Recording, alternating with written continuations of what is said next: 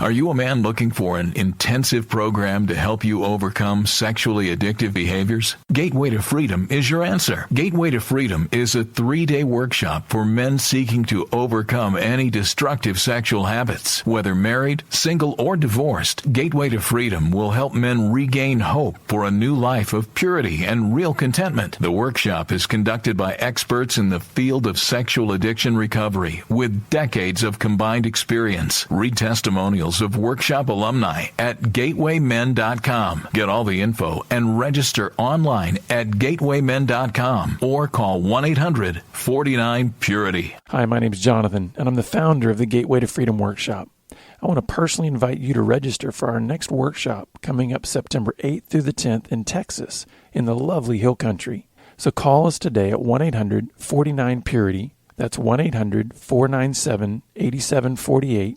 or visit gatewaymen.com.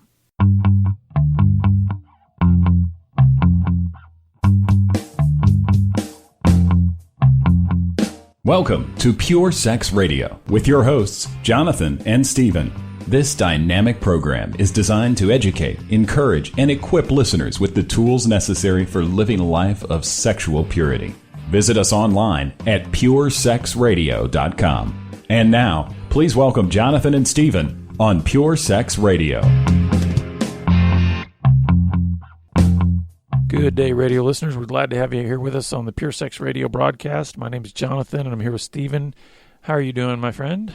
I am blessed today and glad to be alive and moving forward. Oh, man, yeah, it's a great day to be alive, and we're glad that you've decided to join us. And listeners, I just want to thank you, especially to those of you who have come alongside and partnered with us and financially supported this outreach, because that's the only way that we continue to be able to make and produce and distribute these broadcasts is by listeners just like you who are willing to come along and say, you know what, I want to keep this information getting out on the airwaves and even expanding. So we continue to reach people in new countries around the world. We continue to see new listeners come on board here in the United States. And so if you would like to continue to help us to reach more with this good news of God's love and purity and just his message for relationships and sexual integrity, please visit us at puresexradio.com and then click on the donate link.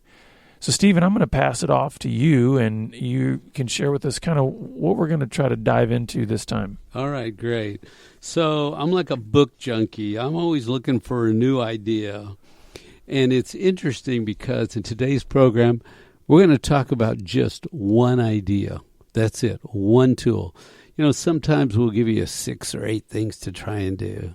Today, there's only one line, and it comes from this book. The book is called The One Thing. The One Thing by Keller, Papasan. And I'm reading it, and I don't know if you know this, I'm 62.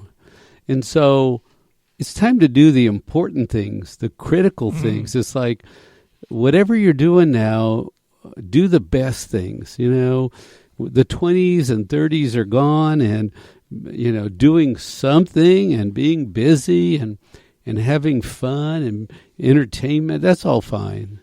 But how can you use your life to impact another? Yeah, what I'm hearing you say is you want to do the legacy thing. Oh, right? Okay, I mean, that's good. That's kind of sounds like what you're thinking about is, hey, I haven't thought about that word, but that's true. As you age, the more important thing becomes thinking about legacy and what is going to leave it, what's going to be impactful. And yes, that's true. But I still live in the day and think, what could I do today? And that's really the focus is what one thing today. Yeah. So this author, I just want to throw a bunch of ideas out. I'd suggest you go get the book. It's not a Christian book. It's a secular book. But it's got this one idea that I want us to talk about. I'm going to talk about it as he talks about it. But I want you to talk about it from an integrity standpoint, a purity standpoint, from a discipline standpoint. You know what this topic is about? It's about growth, right? And in the areas of integrity, discipline. So I'm going to read to you the one sentence that if you want to end the podcast early, you can write this down and go do the next thing, because we're going to come back to this and come back to this. And I want you to sort of think about it. He says, what's the one thing I can do such that by doing it, everything else will be easier and unnecessary? So he says, write down 100 things that are good things to do. But then go through that list and figure out what's the one thing that if I did this one thing, lots of other things would fall off the list. And I'm sort of taking that to mean, what are you good at? What is your gifting? So that we do the important things, the significant things. There's a book called it's about significance, not the search for significance, but it's Buford's book, where it's first we want success and then we want significance. And in the second part of your life, you want to live significantly, impactfully. And so, man, there's a lot of stuff.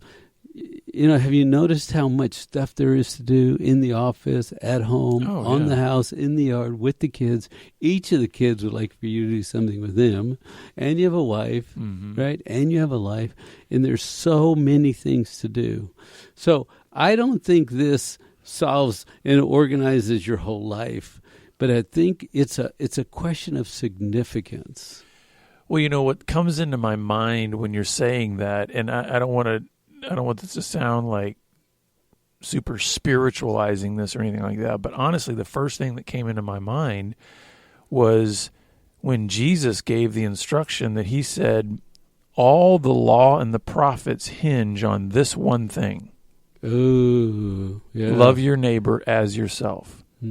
So what he was saying was, hey, if you want to know what is sort of setting the priority over all of the law and the prophets, all the rules, all the prophecies, all that, it's this one thing. But wasn't the verse before that, love your God with all your heart, soul, and mind? Well, when he responded, he said he did do those together, but in another place he also said, just love your neighbor as yourself. All the law and the prophets hinge on that. So he said it's one thing.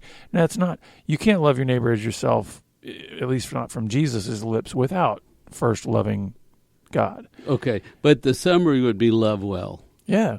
So what's the one most significant thing? I like this because you're already thinking about the question.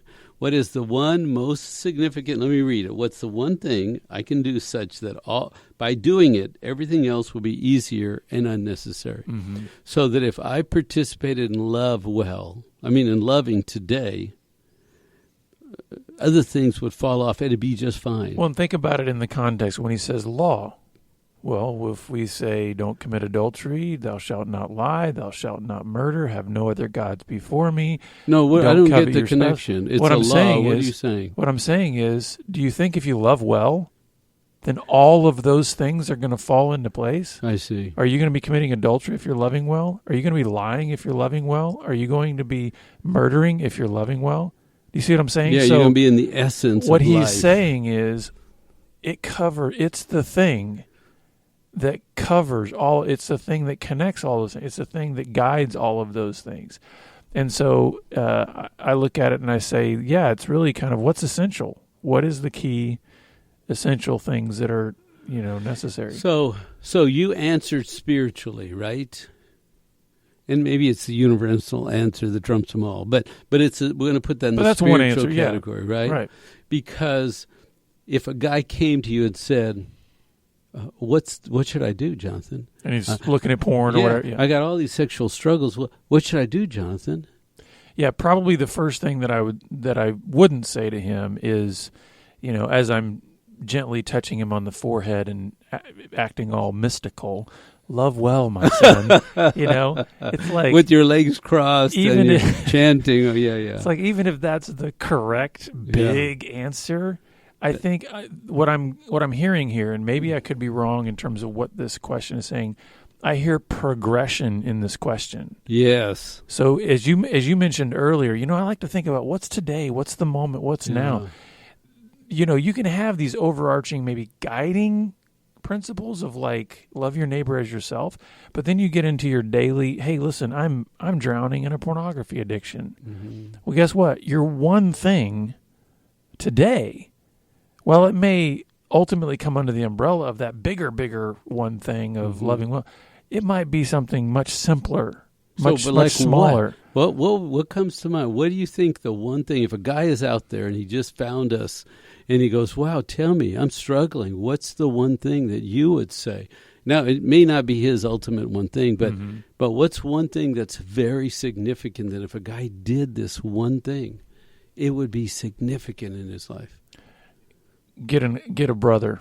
Yeah. You need someone to walk Find this path one with other you. man. You need one man to invest in and to invest in you. So you said find one man, and my thought was confess. Yeah. Just go find somebody and talk this thing out into the open. Yeah.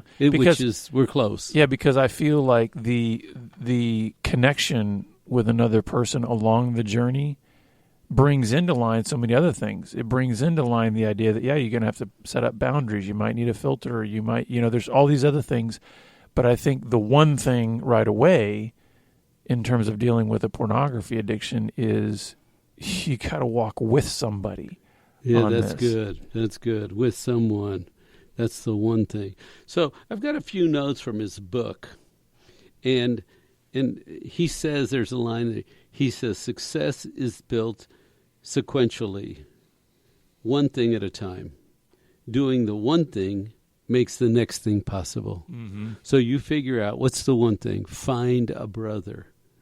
Now that you did that one thing, what is possible and what's the next one thing? Right? Well, I put the two together that you said, because, finding a brother is about confession. You don't just find a brother and say, hey, you want to walk through life with me? It's like, well, why are we connecting? What are we doing here? And so I think the confession then leads to being able to say maybe there's some counseling necessary there, because part of the confession revealed wounds and maybe some abuse and things like that. And so that one thing of confession and connecting with a brother could lead to the next growth area, which is, hey, I need some professional counseling here, which then that could lead to the next area of getting some mentoring. And there's in group and all the next one thing, right? We only live one day at a time, and we get to ask this question every day. And you can pick the area that you want to work in, right? Because there's work, business, there's emotional, there's personal. But he said a few things. He said, go small. You got to ignore a lot of other noise and busy things. Go small. Do few things. When you go small, you may literally have to stare at one thing, right? And concentrate until you take that step and make an advance. And remember, one thing becomes the foundation for the next thing. So he's just got all these great points. He says, no one succeeds alone, but be single-minded in your purpose. Your focus, your purpose. So you went and grabbed your Bible. I did. Well, which is going to make me grab my Bible because I had something too. So go. Well, when you said, sometimes you got to literally stare at one thing. What that made me think of was I did this years ago, and I'll do it every now and then periodically in terms of just the way I may want to focus to meditate. Yes. And one verse that I find that's great for dealing with the issue of purity, because so many times what happens, the way we get off track is our minds get filled and distracted with all things that are impure, right? Well, Philippians 4:8 says this, finally, brothers, whatever is true, whatever is noble, whatever is right, whatever is pure, whatever is lovely, whatever is admirable, if anything is excellent or praiseworthy, think about such things. Yes. And so what I would do is I would say, listen, there are multiple things in there. And so rather than me saying, okay, today I'm going to think about what's true, noble, right, pure, lovely, admirable, instead I'd say, today I'm going to think about whatever's true. And all day I would just keep pounding that drum. What's true? What's true? What's true? So as I'm talking to somebody, as I'm driving down the street, as I'm having lunch, as I'm interacting with my family, everything about my focus that day would be what's true. And so that's a way to think about something. Like you said, sometimes, you just got to look at one thing. You got to focus on one thing. And if you want to get your mind filled with truth, focus on what's true. And same thing there. You can say, what's pure? Today I want to focus on what's pure. So that's one of the things that came to my mind when you were saying sometimes you got to look at one thing, and that's it. Yeah, and hold it. It's funny because I've been thinking about two words. One of my words has been gratitude, just to practice gratitude. But as I read my Bible and think now, my new word is glory, right? To glorify God, to bring glory to God. So that's sort of my equivalent to what you're saying. One word that's significant that you think about and you make it your mission. And so that if you decide today, I want to bring glory to God, it makes a lot of other little things insignificant. And I do think it's important to reiterate what you said about this one thing, this idea of the one thing, is something that can and should be applied in multiple areas of your life. Mm-hmm. So I think sometimes we try to just sort of lump our being all into this kind of mass, when in fact, we are spiritual, we are physical, we are personal, we're relational, those types of things. So you got to pick a category. You're saying. So like you could say, what's the one thing relationally that needs to be focused on to move to the next thing relationally? Good. That's good. And the reason we're talking about this is because it applies to integrity. Mm-hmm. What's the one thing that would help me maintain my integrity today? What's the one significant thing? And it becomes the building block for tomorrow, right? Or purity. So he said there are people that are of more value to you than others. And I got to thinking about that. If you meet some people, they help you advance, right?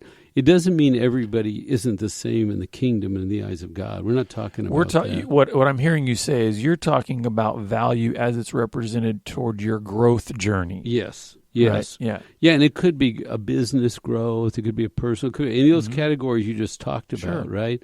So when you think about this, what people are more valuable in your integrity walk or your physical fitness walk or your business walk? And there's just a small number of people usually that are significant. We don't have hordes and hordes of people so significant. We have a lot of people, but what's the handful of people, right, that are significant? Because he's sort of shaping this dialogue. If you're going to do the one significant thing that makes a lot of things unnecessary, then there are some significant people also that are part of that process. That's good. And I think it's important to strategically think that way because too often we, especially in the church a lot of times, we're so quick to beat the drum that, listen, we're all, of equal value. Men are greater than women and we're all equal value. That we don't then take time to say, but there's a different kind of value that you associate with growth. So, for instance, if I am choosing to walk in great integrity, is it a value to that purpose for me to go befriend the local sex shop owner and spend a whole lot of time around him? No. That person is not valuable to my growth process in terms of pursuing integrity. Well, and I would say the same is true of like go find a golf pro or a karate expert, right? Or somebody that's great at in what's it, international investing. You don't go find a couch potato to learn how to play sports, right? So that's right, exactly right. You've got to find somebody in this area that's significant. Right, because nobody goes alone on this journey. And if you're going to be successful, we need ideas. This was interesting. He says, you have about 4,000 thoughts a day.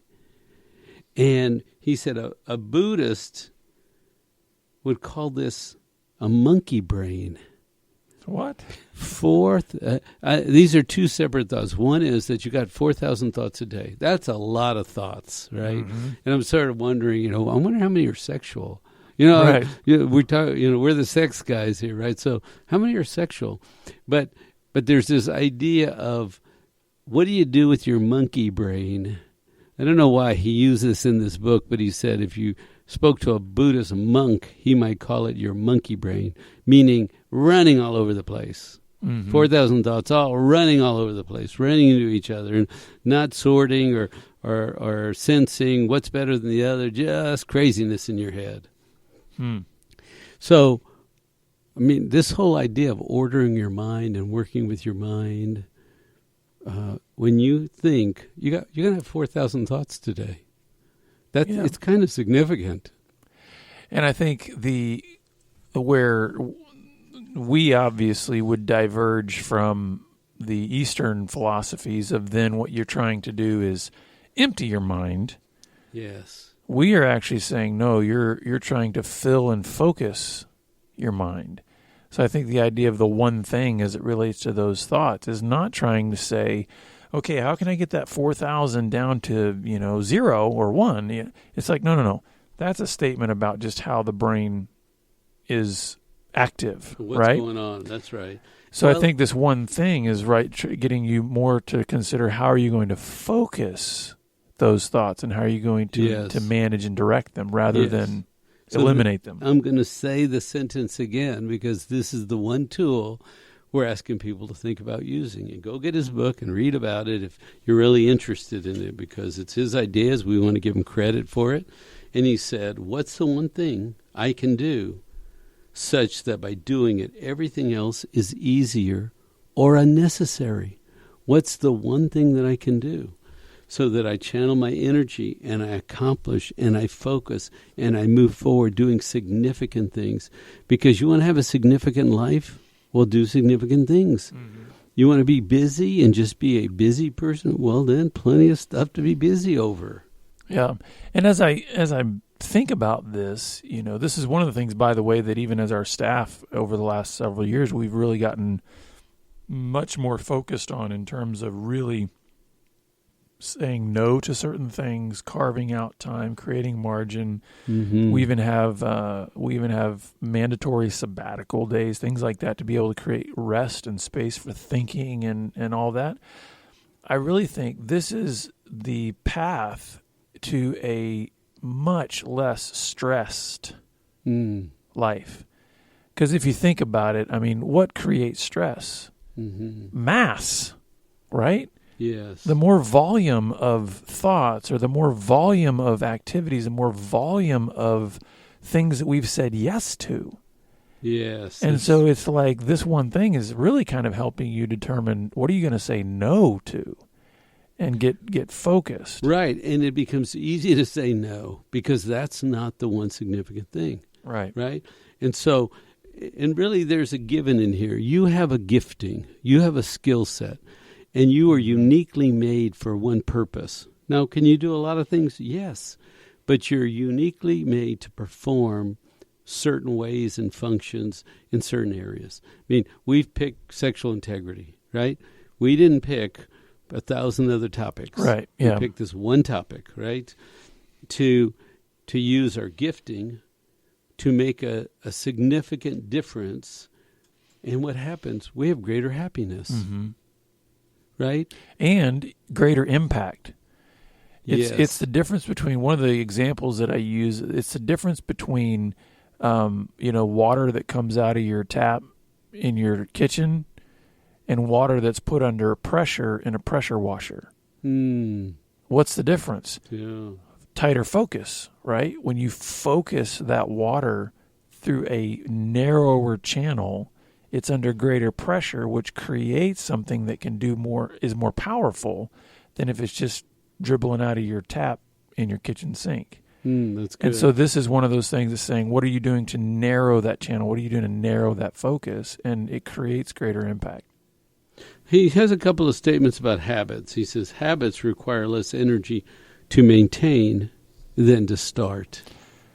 I'm learning that the older I get because the things that I've let go, especially when I think about like physical exercise, it's so much harder to start that up again. You know what I mean? Yes. I regret having sort of let things go in my, because, into my early to mid 20s, man, I was coming off of being, high level athlete and all this kind of stuff. And I wish that I had just maintained it, because what he's saying is it's easier to maintain that habit than to. Well, and I think about guys and cleaning the house because guys are easy at dropping everything around and just going on, right?